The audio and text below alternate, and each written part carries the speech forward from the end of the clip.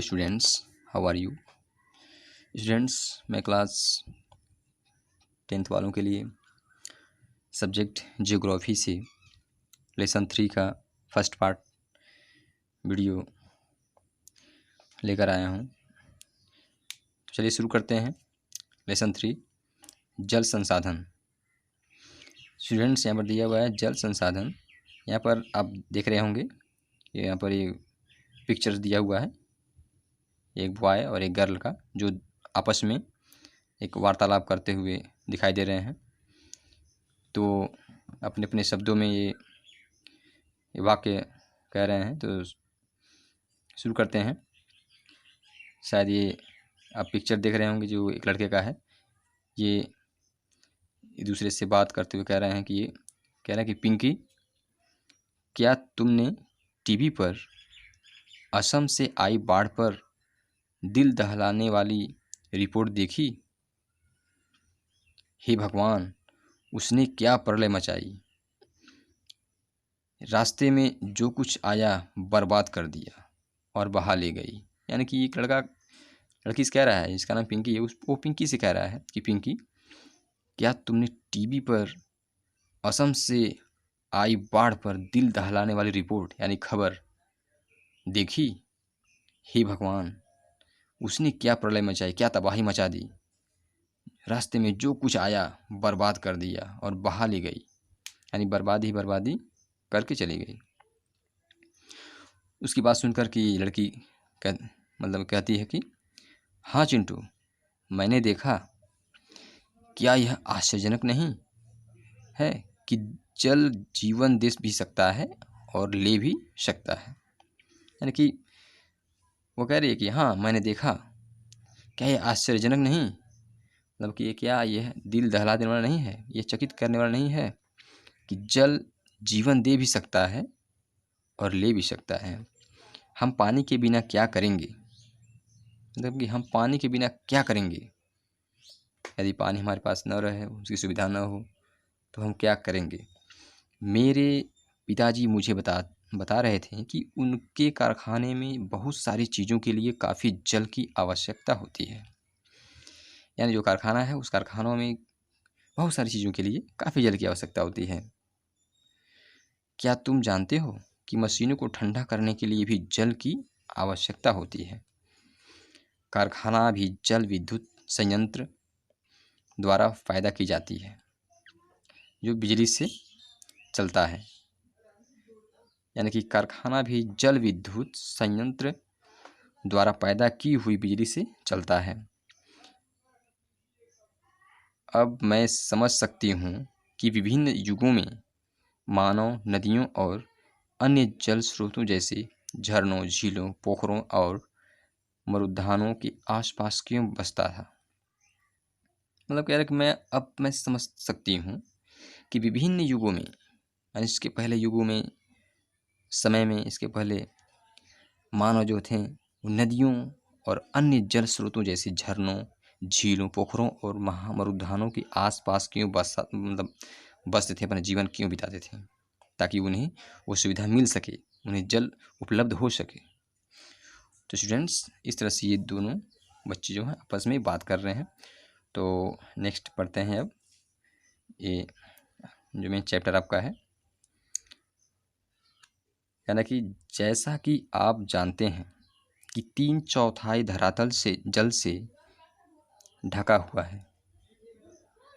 यानी कि जैसा कि आप जानते हैं, सभी लोग जानते हैं कि 3/4 जो है धरातल यानी धरती जो हमारी पृथ्वी है, ये जल से ढका हुआ है।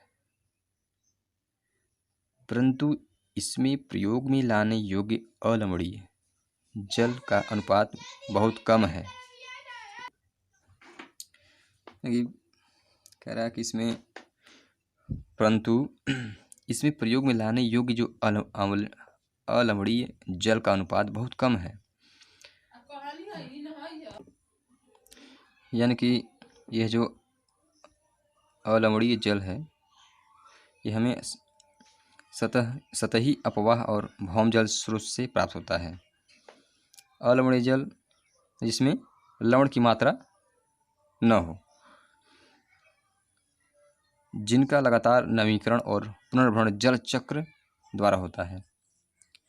यानी जिनका नवीकरण यानी कि फिर से प्राप्ति, उनका फिर से प्राप्त हो जाना, ये उनका पुनर्भरण यानी फिर से भर जाना जल चक्र यानी कि वाटर साइकिल के द्वारा होता है। ये सारा जलीय चक्र में गतिशील रहता है, जिससे जल नवीकरण सुनिश्चित होता है। आपको आश्चर्य हो रहा होगा कि जब पृथ्वी का 3/4 भाग जल से घिरा है और जल एक नवीकरण योग्य संसाधन है, तब भी विश्व के अनेक देशों और क्षेत्रों में जल की कमी कैसे है। यानी कि आपको या किसी को भी ये जानकर आश्चर्य होगा कि जब पृथ्वी का 3/4 भाग जल से घिरा हुआ है और जल एक नवीकरण योग्य संसाधन है, तब भी विश्व के अनेक देशों और क्षेत्रों में जल की कमी कैसे है। हम सुनते हैं कभी कभी जैसे रेगिस्तान में और अन्य देशों में कि जल की बहुत ही दिक्कतें होती हैं, उनको बहुत ही जल की दिक्कतों का सामना करना पड़ता है जल की प्राप्ति के लिए। तो वो लोग किस तरह से रहते होंगे, है कि ये जल की कमी कैसे है, जबकि 3/4 जल की मात्रा हमारी पृथ्वी पर है। ऐसी भविष्यवाणी क्यों की जा रही है कि 2025 में 20 करोड़ लोग जल की नितांत कमी झेलेंगे। यानी कि ऐसी भविष्यवाणी क्यों की जा रही है, ऐसा अनुमान क्यों लगाया जा रहा है कि आने वाले समय में जो हमारा फ्यूचर होगा 2025 तक में 20 करोड़ लोग जल की नितांत, उसकी कमी, उसकी परेशानी झेलेंगे। जल दुर्लभता और जल संरक्षण एवं प्रबंधन की आवश्यकता। यानी जल की दुर्लभता, जल की कमी और जल संरक्षण, जल की यानी सुरक्षा एवं प्रबंधन एवं उसकी इंतजाम, उसकी आवश्यकता, उनकी ज़रूरतें। जल एक विशाल भंडार और इसके नवीकरण योग्य गुणों के होते हुए यह सोचना भी मुश्किल है कि हमें जल दुर्लभता का सामना करना पड़ सकता है। यानी जल के विशाल भंडार और इसके नवीकरण योग्य गुणों के होते हुए यह सोचना भी मुश्किल है कि हमें जल दुर्लभता का सामना करना पड़ सकता है, उसकी कमी हो सकती है, परेशानियां हो सकती हैं। जैसे ही हम जल की कमी की बात करते हैं तो हमें तत्काल ही कम वर्षा वाले क्षेत्रों या सूखाग्रस्त इलाकों का ध्यान आता है। यानी हमारा ध्यान उस पर केंद्रित हो जाता है। हम आपस में वार्तालाप करना शुरू करते हैं, हाँ कि इस देश में इस तरह से बारिश नहीं होती है, यहाँ पर लोग बहुत दिक्कतें सहते हैं। तो इस तरह के हमारे मन में ख्याल आना शुरू हो जाते हैं। तो हमारे मानस पटल पर तुरंत राजस्थान के मरुस्थल और जल से भरे मटके संतुलित करती हुई और जल भरने के लिए लंबा रास्ता तय करती पनिहारियों के चित्रित हो जाते हैं।